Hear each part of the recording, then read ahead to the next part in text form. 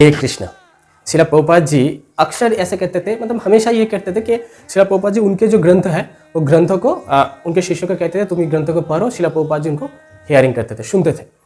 तो श्रील प्रभुपाद जी हमेशा ये कहते थे कि मेरे ये जो ग्रंथ है ना, ये ग्रंथ मेरे लिखा हुआ नहीं है।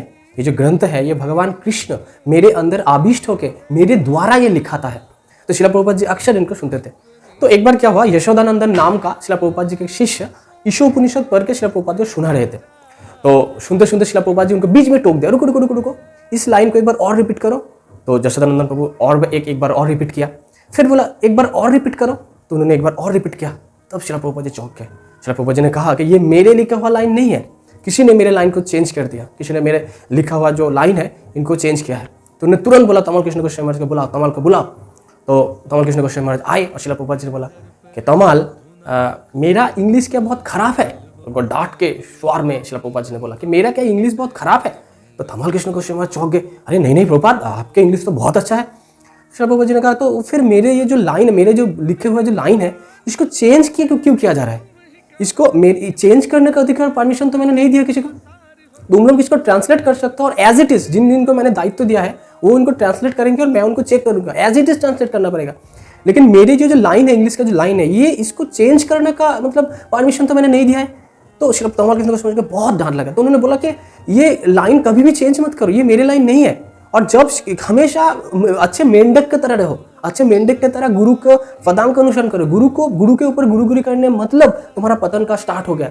कभी भी गुरु के ऊपर गुरु को उल्लंघन मत करो, उसी दिन तुम्हारा पतन स्टार्ट हो जाएगा तुम लोगों का। तो इसीलिए तमल कृष्ण तुरंत गए और देख रहे थे क्या क्या हुआ उसके बाद। तो प्रभुपाद जी इसको मतलब बहुत मायने रखते थे कि हम लोग प्रभुपाद जी हमेशा देखते थे कि मेरे जो प्रभुपाद जी हमेशा ये कहते थे नो एडिशन नो सब्सट्रैक्शन। कभी भी मेरे लिखे मेरे जो भी मैंने कहा, क्योंकि श्रील प्रभुपाद जी इस्कॉन का प्रतिष्ठाता आचार्य है। मतलब क्या है कि आज से जितना दिन इस्कॉन रहेंगे, जितना दिन 10,000 साल तक, जितना भी साल तक, तो इस इस्कॉन का जो लॉ मेकर है श्रील प्रभुपाद जी रहेंगे। हमारा कोई अधिकार नहीं है श्रील प्रभुपाद जी के कोई भी बात को एडिशन करना और उसको सब्सट्रैक्शन करना। उनको एज इट इज हमें पालन करना पड़ेगा, क्योंकि श्रील प्रभुपाद जी हमारा प्रतिष्ठाता आचार्य है, फाउंडर आचार्य है। तो इसी तरह श्रील प्रभुपाद हमेशा ये कहते थे कि हम श्रील प्रभुपाद जी ये मायने रखते थे कि हम लोग हमेशा यूनाइटेड रहे, हम लोग इससे मतभेद ना हो। एक बार श्रील प्रभुपाद के दो शिष्य थे, एक नाम था पुष्ट कृष्ण प्रभु और बुद्धिमंत प्रभु। तो बुद्धिमंत प्रभु जो थे वो बहुत लंबे चौड़े किस्म का आदमी थे। तो बुद्धिमंत प्रभु वो डोनेशन कलेक्शन करने में माहिर थे, और पुष्ट कृष्ण प्रभु जो थे वो मैनेजमेंट के जो कार्य है, मैनेजमेंट के कार्य में वो पारंगत थे। लेकिन उन दोनों में ना बनता नहीं था, क्योंकि पुष्ट कृष्ण जो प्रभु जो थे वो ये डोनेशन कलेक्शन करना, इसको भिखारी की तरह इसको इस तरह से वो लेते थे, तो इसको पसंद नहीं करते थे। तो इसलिए उन दोनों को बनता नहीं था। तो श्रील प्रभुपाद जी को मतलब पास जब ये खबर गया कि ये बात चल रहा है, इन दोनों के बीच बनता नहीं है, तो श्रील प्रभुपाद जी ने किसी को क्रिटिसाइज नहीं किया। श्रील प्रभुपाद जी ने सिर्फ बोला कि देखो तुम्हारा मत अलग हो सकता है, तुम्हारा जो टैलेंट है वो अलग है, तुम्हारा जो टैलेंट है वो अलग है। ये दोनों टैलेंट को भगवान के सेवा में लगा बस, और किसी सेवा के ऊपर फोकस करो, किसी के ऊपर फोकस मत करो। श्रील प्रभुपाद जी ये मायने रखते कि नाना, बंगाली में एक प्रवाद है, नाना मुनि नाना मत। मतलब हम लोग जब आदमी अलग है तो हमारा मत ऑब्वियसली अलग होंगे, और अगर अलग हो गया ना तो रास्ता भी अलग हो जाएगा। इसीलिए तो कोई भी सोसाइटी टूट जाता है, क्यों डिवाइडेड हो जाते हैं, क्यों हो जाते हैं? क्योंकि वो लोग मतलब मत पार्थक्य की वजह से, मत विरोध की वजह से ये लोग अलग हो जाते हैं। श्रील प्रभुपाद जी कभी नहीं चाहते थे। तो श्रील प्रभुपाद जी हमेशा ये चाहते थे कि ये सभी मत हम लोग अलग हो सकता है, लेकिन हमें सभी को कृष्ण की सेवा में लगाना चाहिए। इसीलिए अगर इस्कॉन को हमें यूनाइटेड रखना है तो श्रील प्रभुपाद जी को एज इट इज फॉलो करना पड़ेगा, क्योंकि हम लोग आदमी अलग है, हमारा मत अलग हो सकता है, लेकिन इस्कॉन के अंदर Srila Prabhupada ji the ultimate law maker, ये हमारे ध्यान में रखना पड़ेगा।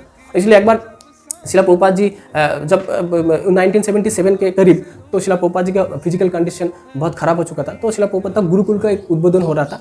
तो श्रील प्रभुपाद जी तब मतलब पैदल चल नहीं सकते थे, तो इसलिए उनके जो शिष्य लोग उनको चेयर में बैठा कर, उनको मतलब बांध कर, उसको मतलब कंधे में लेकर श्रील प्रभुपाद को पूरा गुरुकुल भ्रमण करवाने ले गया था। तो जब भ्रमण करवाया जा रहा था तो तब उनके जो शिष्य वगैरह थे उधर, तो कोई बोला श्रील प्रभुपाद जी ये मेरा रूम है। किसी और दूर जाने के बाद कोई एक शिष्य बोल रहे थे श्रील प्रभुपाद जी मेरा रूम है।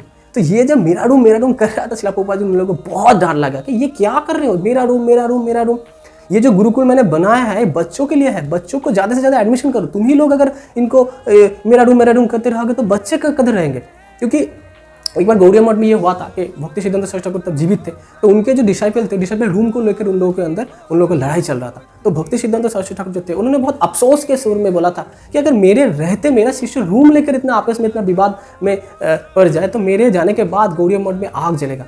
तो शिला प्रभुपाद जी कभी नहीं चाहते थे कि मेरा मेरा मामो का पांडवस्त्र ये हो जाए, मेरा मेरा हमेशा ये सेक्रेट करना पड़ेगा कि हमें भगवान के लिए सेवा करना है, हमें शिला प्रभुपाद के लिए सेवा करना है, तभी शिला प्रभुपाद जी खुश होंगे, और प्रभुपाद जी अगर खुश होंगे तो ही फिर भगवान खुश होंगे। नहीं तो हम लोग कितना भी शास्त्र में पारंगत हो जाए, कितना भी तिलक कंठी माला धारण करें, अगर शिला प्रभुपाद जी खुश नहीं होंगे ना तो हम लोग कभी भी भगवत धाम या फिर भक्ति जीवन में इंप्रूव नहीं कर सकते।